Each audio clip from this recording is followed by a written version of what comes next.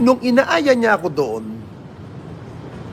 meron siyang gustong ipakiusap sa akin, na-erekta ko siya kay dating sekretary, Bongo, at ngayon ay Senator Bongo na. Now, doon ko napagtanto yung sinasabi ni General Balagtas na mag-ingat ka sa kaibigan natin ninyo.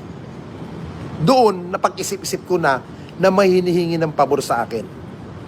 Si FLM na ilapit ko siya sa mga ibang higher official.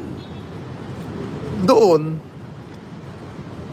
another topic na naman, one time, in-invite niya nga ako, naikwento ko rin naman ito sa mga dating vlog na against kay FLM na in-invite niya ako doon sa isang asyenda niya daw kuno, somewhere in Pagudpud, Ilocos Norte.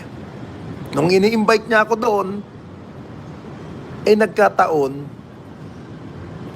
kaibigan ko yung mayor doon, na ang pangalan, Ferdinand Sale.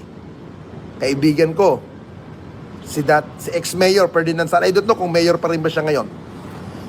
Nung binerify ko kay Mayor Sale, Mayor, pupunta po ako sa area mo sa Pagudpud.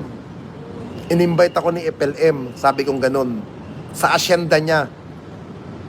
After nun, tinawanan ako ni Mayor Sale. Sabi niya, ninyo, walang asyenda rito sa Ilocos Norte. Dito sa lugar ko, walang asyenda. At yung sinasabi mong Francis Leo Marcos, hindi taga rito yan. Pumupunta yan dito, namomonitor namin, may mga kasamang Chinese.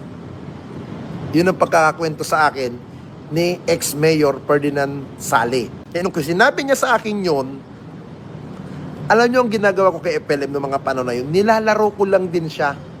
Nilalaro. Sabi ko, FLM, Francis, okay na, naparating ko na kay Bongo. Naparating ko na kay Secretary yung mga gusto mong pabor.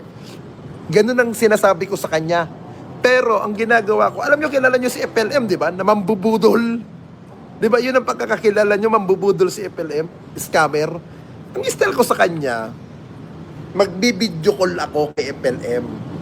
Francis, itong gaganyan ako. Nandito ko. Senator Boss, siya po si FLM, kaibigan po natin yan, boss. Ito po siya. Igaganyan ko yan. Papakita ko kay FLM, nakasama ko talaga si Bongo.